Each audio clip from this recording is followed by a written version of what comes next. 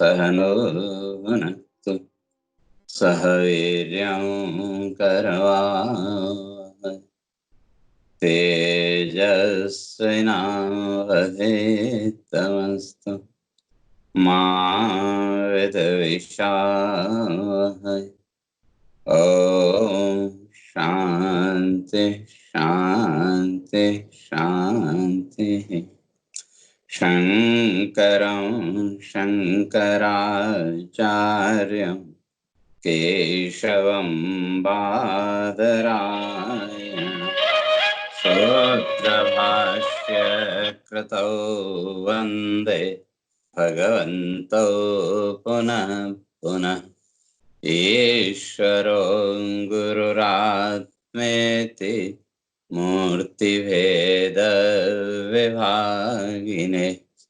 व्योमवद्व्याप्तदेहाय दक्षिणामूर्तये नमः। ओम शांति शांति शांति।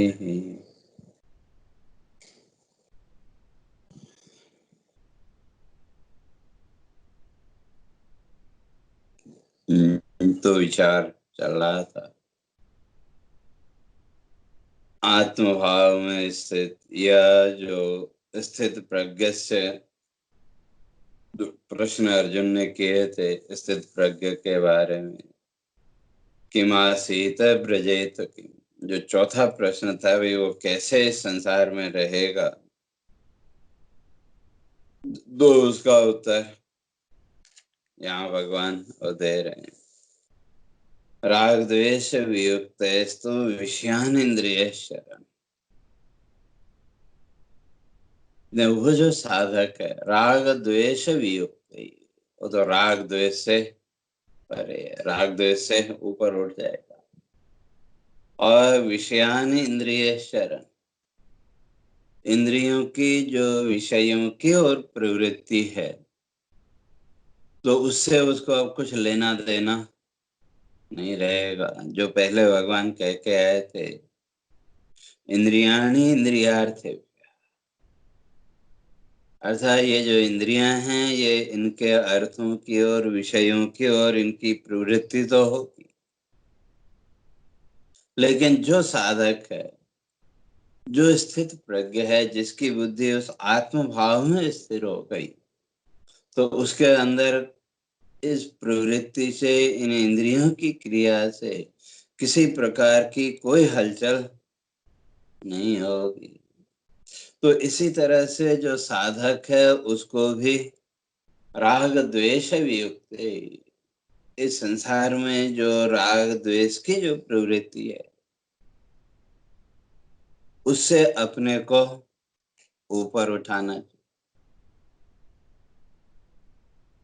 क्योंकि संसार में स्वाभाविक रूप से अगर अनुकूलता हमको दिखी उस वस्तु के प्रति राग का भाव, और जीवन में प्रतिकूलता दिखी तो उसके प्रति द्वेष का भाव, तो ये राग द्वेष की वृत्ति जीवन में चलती रहती है।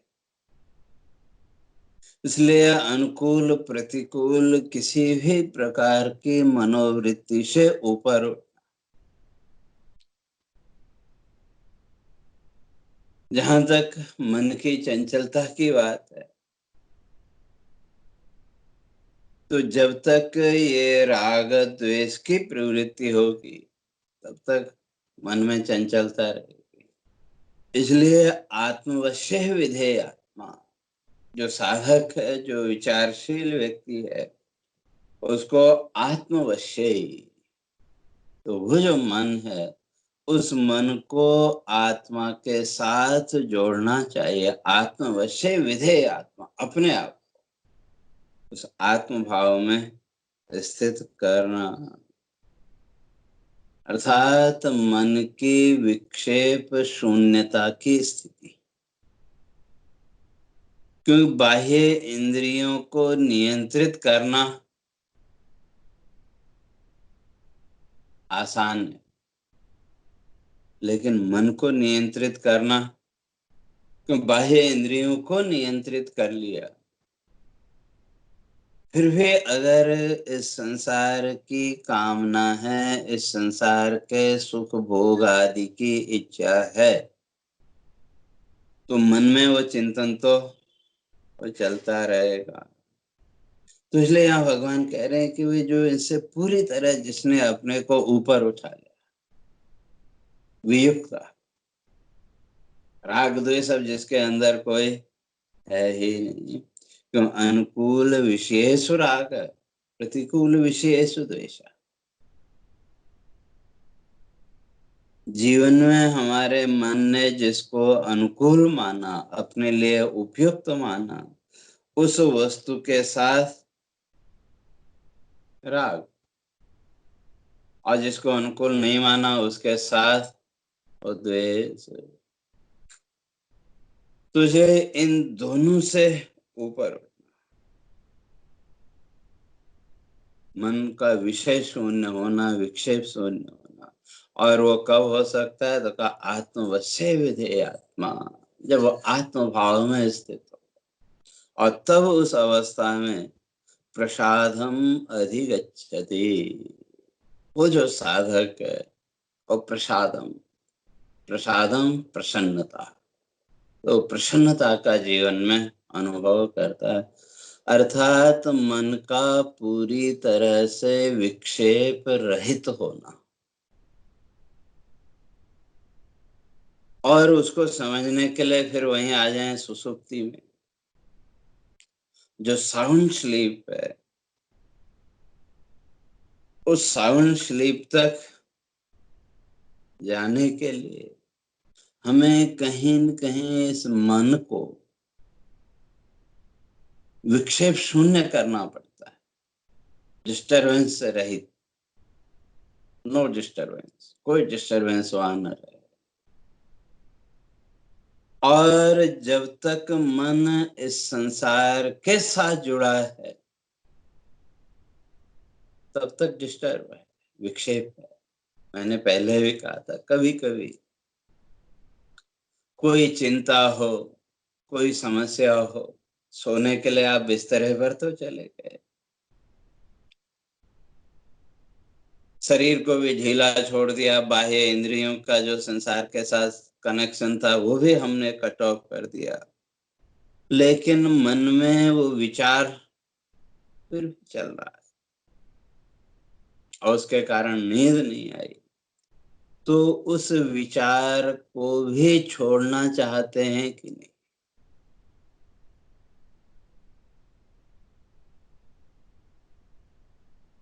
क्योंकि उस विचार का त्याग किए बिना, विक्षेप शून्य मन के हुए बिना वो साउंड स्लीप में नहीं जा सकते।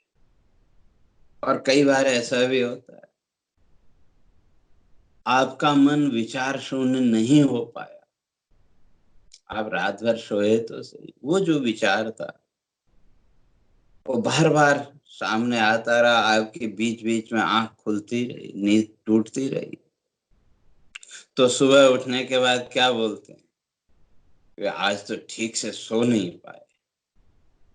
क्यों नहीं सो पाए? तो वो जो भी विचार थे, बार बार यही विचार आता रहा। लेकिन अगर देखें तो पूरी रात हम सोते रहे, लेकिन टुकड़े में, आधा घंटा 1 घंटा जब किया है फिर आंख खुल गई।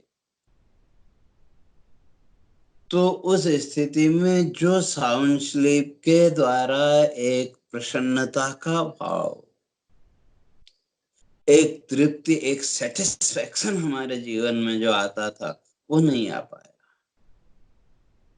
इसलिए हमको कहना पड़ता है आज तो नींद नहीं आई, या कई लोग यूं भी बोलते हैं ये पूरी रात सोए नहीं।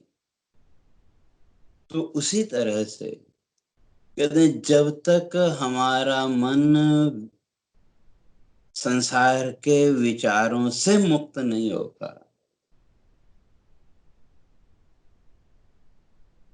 तब तक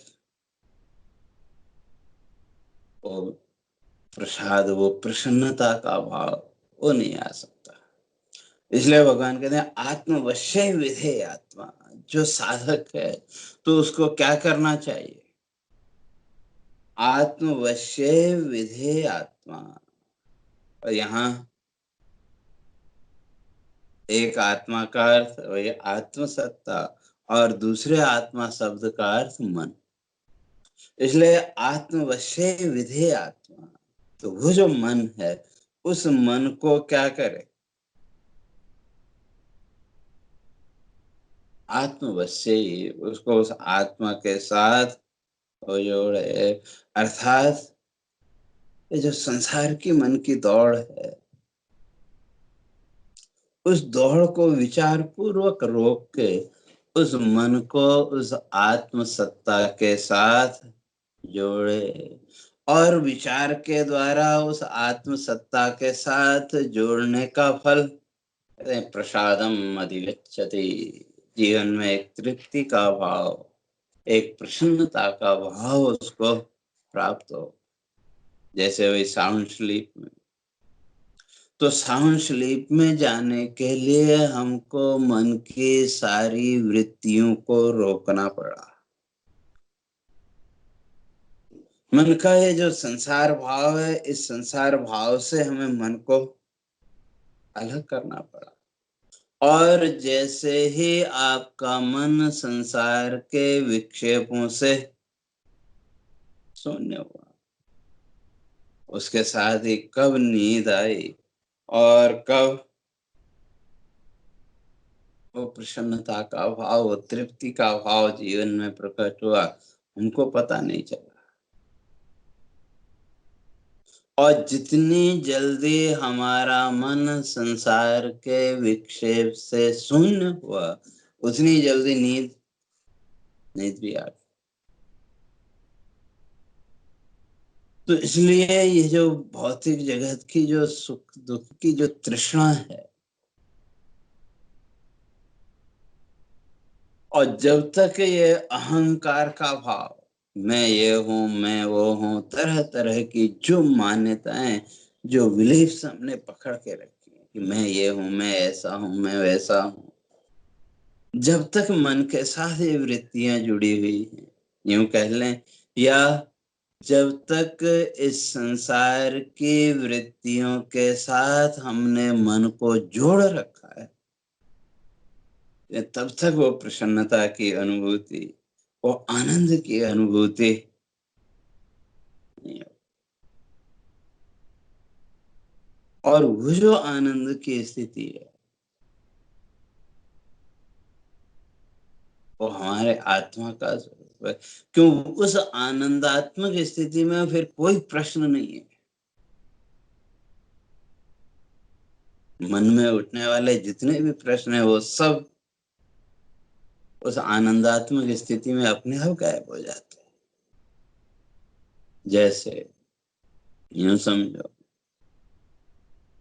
इस संसार के व्यवहार में आप कई लोगों को देखते हैं, मिलते हैं,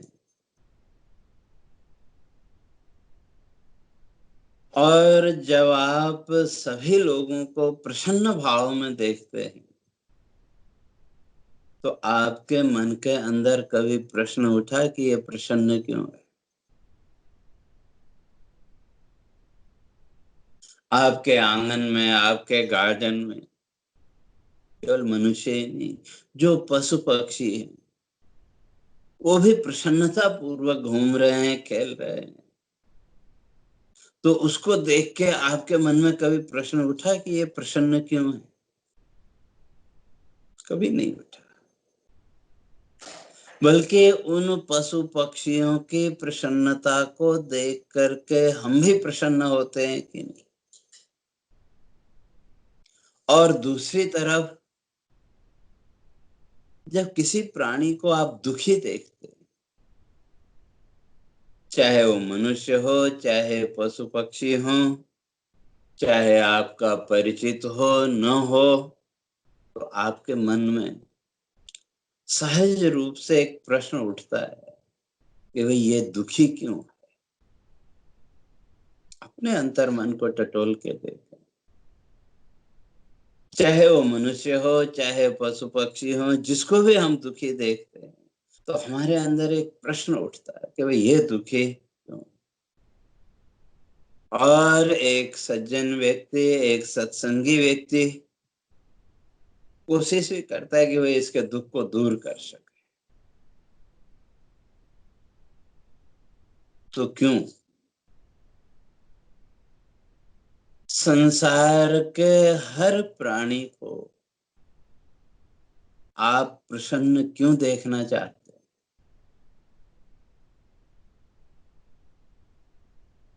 चाहे वो मनुष्य हो, चाहे पशु पक्षी हो, हम हर जीव को, हर प्राणी को प्रसन्न देखना चाहते हैं। तो क्यों? वो जो प्रसन्नता है वो हमारे आत्मा का स्वरूप है। उस प्रसन्नता में हमको आत्म अनुभूति होती है। अब उसको को पकड़ पाए कि नहीं पकड़ पाए वो एक अलग चीज है। तो जहां हमको अपने स्वरूप की अनुभूति हुई, जहां हमें अपने स्वरूप का दर्शन, अर्थात किस रूप में हुई? प्रसन्नता के रूप में। जहां हमको अपने स्वरूप का दर्शन हुआ, तो वहां हमारे अंदर कोई प्रश्न नहीं है। लेकिन जब वो स्वरूप का दर्शन नहीं होता है, तो हमारे अंदर स्वाभाविक रूप से एक प्रश्न उठता है कि वे ये दुखी क्यों?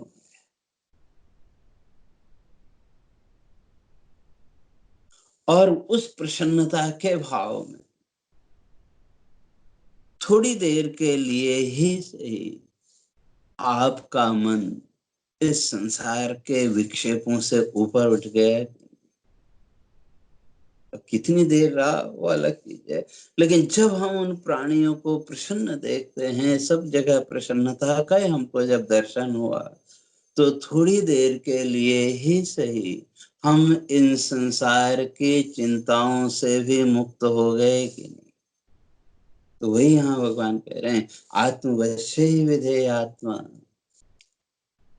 जिसने अपने मन को उस आत्म सत्ता के साथ जोड़ दिया, या जिसने मन को उस आत्मा की आनंद रूपता के साथ जोड़ दिया, तो उस आनंद रूपता के साथ जुड़ते ही प्रसादम अधिगच्छति, तो उसके जीवन में फिर प्रसन्नता ही प्रसन्नता। अर्थात वहां फिर कोई संसार का कोई विक्षेप नहीं रहेगा। इसलिए जो स्थित प्रज्ञ है, जो आत्म भाव में जिसने अपने आप को स्थिर कर लिया, अब इन इंद्रियों के व्यवहार से, इन इंद्रियों की प्रवृत्ति से उसको न राग रहेगा और न द्वेष। वो तो आत्म भाव में मग्न है, आत्म भाव में स्थित है।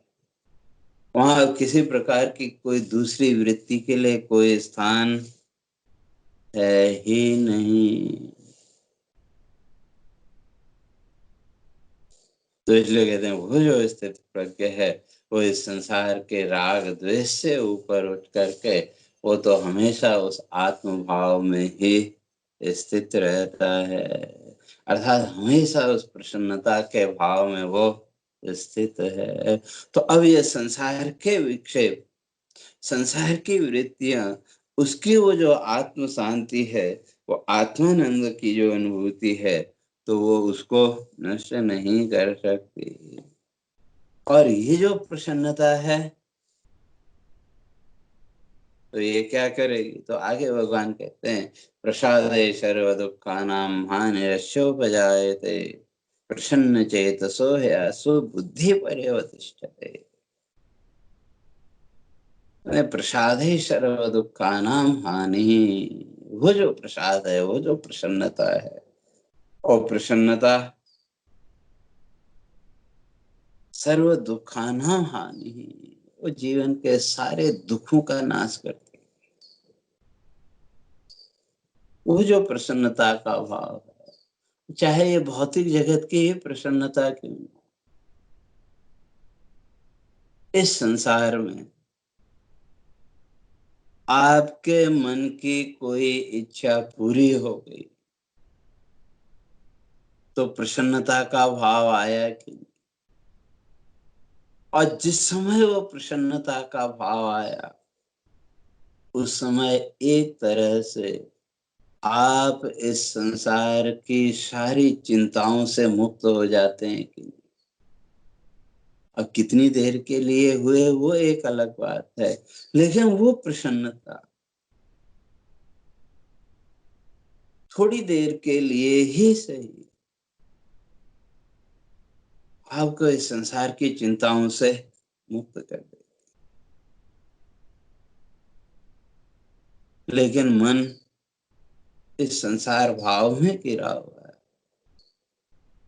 इसलिए फिर अगले ही क्षण फिर वो इस संसार की चिंताएं आ जाती।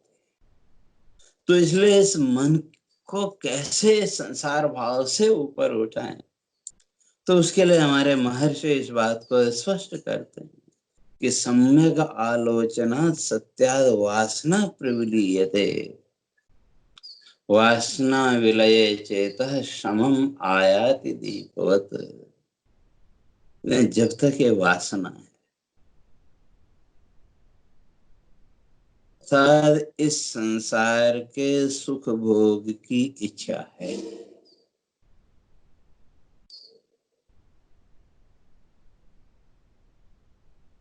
तो तब तक सुख दुख का चक्र चलता है।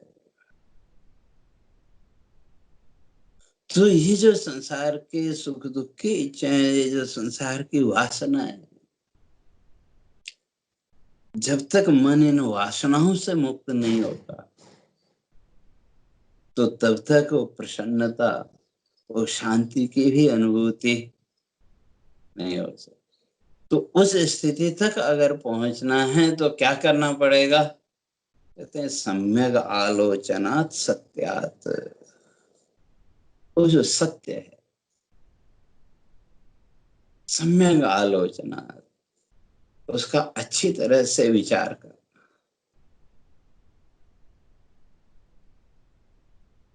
जो परम सत्य है, साथ आत्मा की सत्यता का, आत्मा की नित्यता का अच्छी तरह से विचार करना। और फिर आप कहेंगे वे विचार तो बहुत किया, संसार में हमने सत्य और असत्य का भी विचार किया, क्या सत्य है क्या असत्य है इसका भी हमने विचार किया। लेकिन हमारे ऋषि कहते हैं कि जो सत्य है उसके भी दो भेद हैं। सत्य दो तरह का, एक सापेक्षिक सत्य और एक निरपेक्ष सत्य। सापेक्ष सत्य का अर्थ है जो किसी दूसरे पर डिपेंड है। जैसे एक जो छोटा बच्चा है 5-6 साल का, उसको बच्चा कहना सत्य है कि नहीं? बच्चा कहना सत्य है। लेकिन उसी को आप 20 साल के बाद अगर बच्चा कहें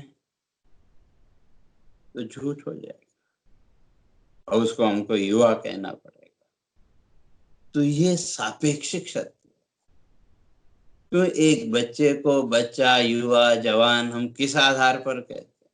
जिसको हम बच्चा कह रहे हैं तो जो युवा हैं उनकी दृष्टि से वो बच्चा है, और वो बच्चे की दृष्टि में दूसरे युवा हैं, जवान। तो यह सापेक्षिक सत्य। और ये सापेक्षिक सत्य समय और परिस्थितियों के अनुसार बदलता रहेगा।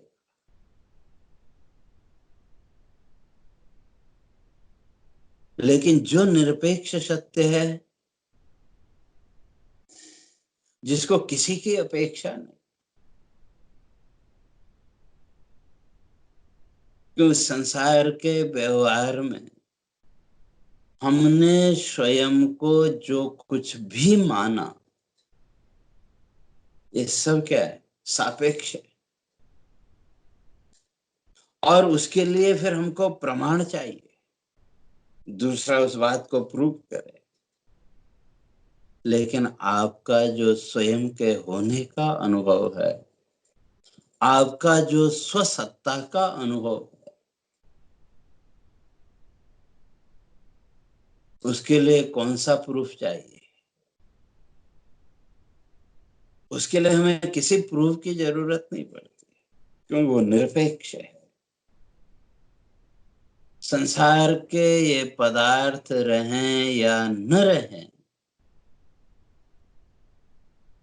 संसार की ये जो मान्यताएं, जिन मान्यताओं को हमने अपने ऊपर ओढ़ के रखा है कि मैं ये हूं, मैं वो हूं करके, ये मान्यताएं रहें या न रहें, उसे आपका जो स्वयं की सत्ता का अनुभव है, स्वयं के होने का जो अनुभव है, उसमें कोई अंतर पड़ने वाला नहीं है। तो वो निरपेक्ष सत्य। तो उस निरपेक्ष सत्य का हमने कितना विचार किया? इसलिए महर्षि कहते हैं सम्यक आलोचनात् सत्यात्। जो साधक है उसको वो जो परम सत्य है,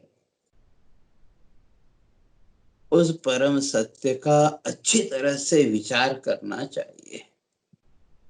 अब प्रश्न उठा, भाई विचार किसका करें? तो पंचदशीकार इस बात को स्पष्ट करते हैं कि विचारे तस्मात् जगत जीव परात्मनः। जो साधक है वो कहते हैं उसको तीन बातों का विचार करना चाहिए। किस किस का? जगत जीव परात्मनः। तो संसार का विचार करें, ये संसार क्या है। तो संसार का विचार करते करते संसार नाम की कोई वस्तु मिलने वाली नहीं है। अगर हम संसार की बात करें, हम सब मानते हैं कि वे संसार है, सबने माना। अगर कोई बच्चा हमसे पूछे कि वे संसार कहाँ है, दिखाओ, दिखा सकते हैं क्या?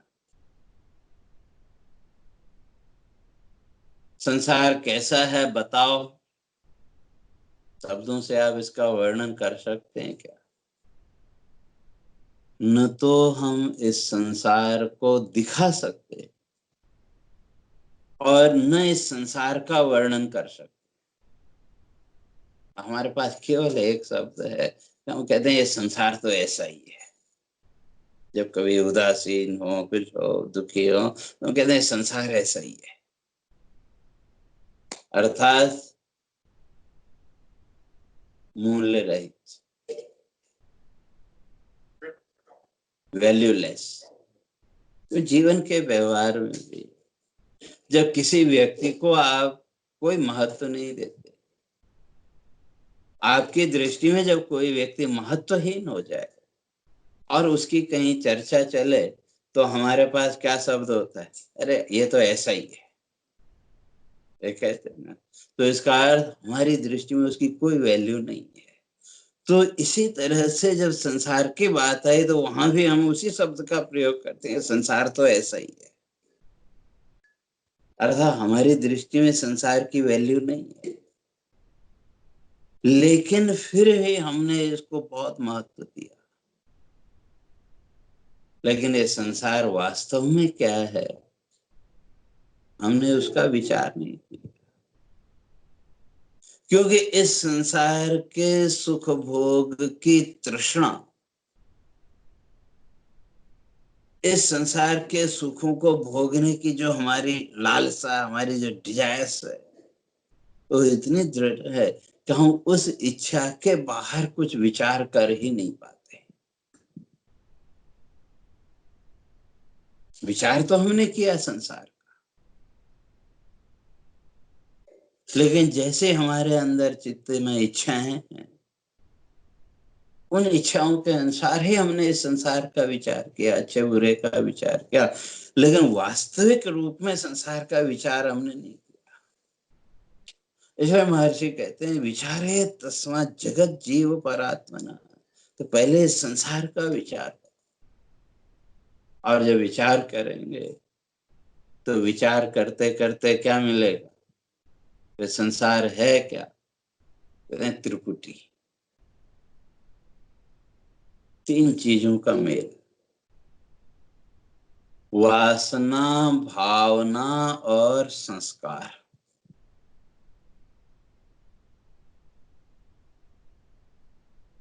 वासना को डिजायर्स कह लो,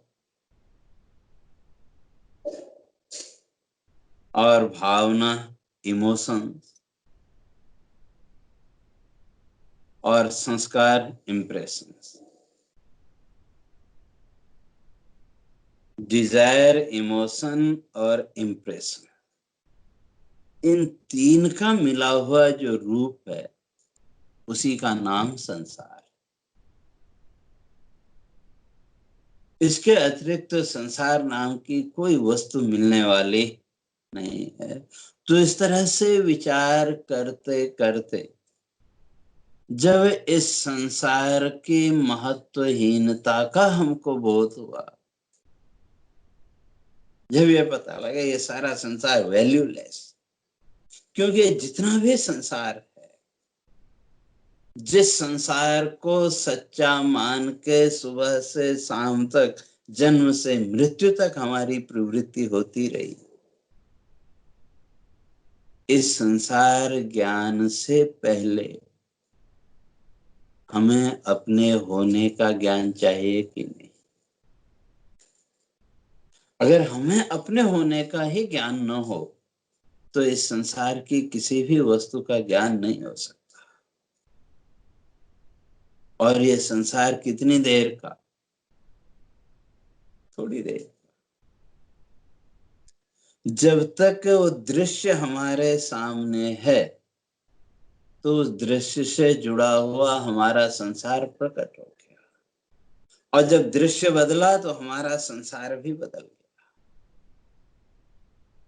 इसलिए त्रिपुटी, वासना, भावना और संस्कार, इन तीनों का मिला हुआ जो रूप, तो उसी का नाम संसार। तो विचार करते करते जिस दिन हम अपने चित्त में इस बात को दृढ़ करने में सफल हो गए कि संसार तो सारहीन है, वैल्यूलेस है, तो शास्त्रकार कहते हैं उस दिन इस संसार के साथ जो हमारी आसक्ति है वो आसक्ति समाप्त हो जाएगी। फिर इस संसार के क्रियाकलाप से हमारे चित्त में, हमारे मन में कोई अंतर नहीं पड़ेगा। तो इसलिए संसार का विचार, और संसार का विचार करते करते जगत बाधा, संसार भाव जो हमारा है, ये हमारा संसार भाव गायब हो जाएगा। अर्थात हम इस संसार के सुख दुख के भाव से, अपना पराया का जो भाव है, इस पराया भाव से ऊपर उठ जाएंगे।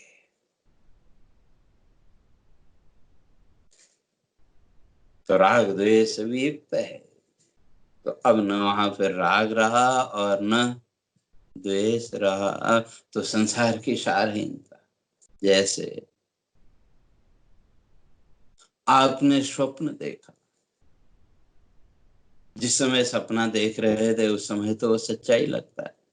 सुबह आंख खुली, आंख खुलने के बाद वो स्वप्न आपको याद आया, तो उस समय वो सारे दृश्य जो स्वप्न में आपने देखे थे, वो सारे दृश्य आपकी आंखों के सामने आ गए।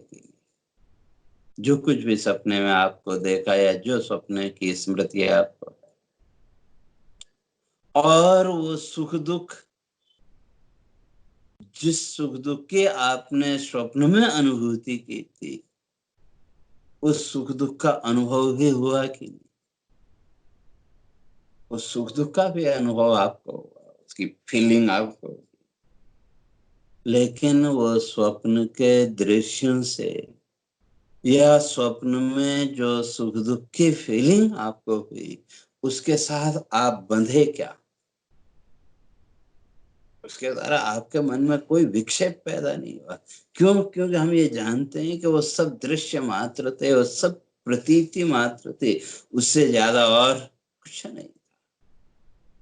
इसलिए वो दृश्य सामने आने पर भी, वो सुख दुख की अनुभूति होने पर भी हमारा उसके साथ कोई अटैचमेंट नहीं रहा, तो केवल हम उसके विटनेस रहे। और इसी तरह से विचार करते करते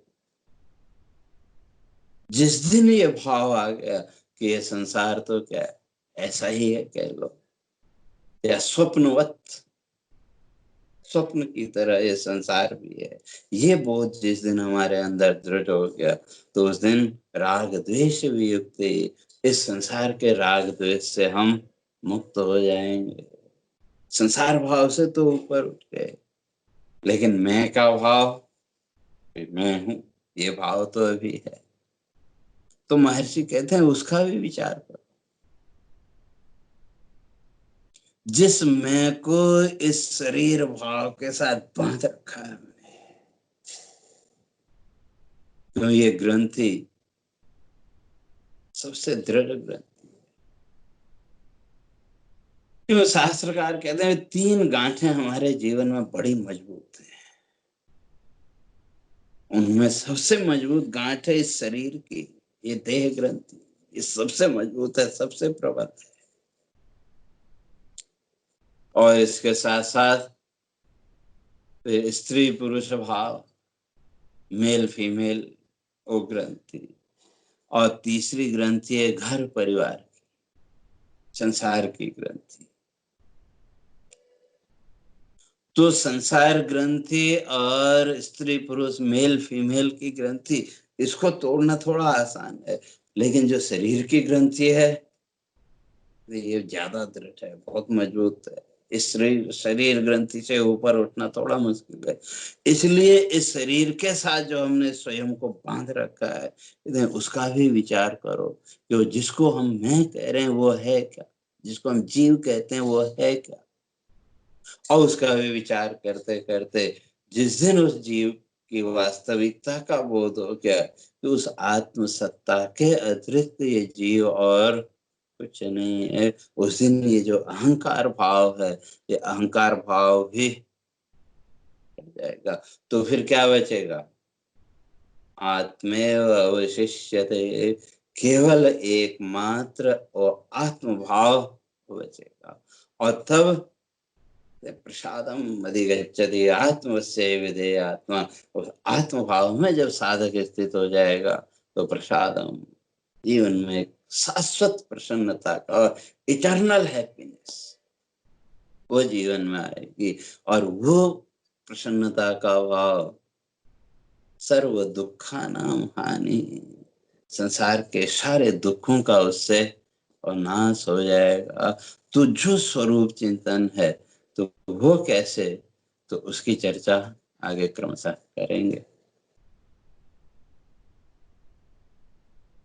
हरि ओम। पूर्णमदः पूर्णमिदं पूर्णात् पूर्णमुदच्यते पूर्णस्य पूर्णमादाय पूर्णमेवावशिष्यते। ओम शांति शांति शांति। शंकरं शंकराचार्यं केशवं बादरायणं सूत्रभाष्य कृतौ वन्दे भगवन्तौ पुनः पुनः। ईश्वरो गुरुरात्मेति मूर्तिभेदविभागिने व्योमवद्व्याप्तदेहाय दक्षिणामूर्तये नमः। ओम शांति शांति शांति।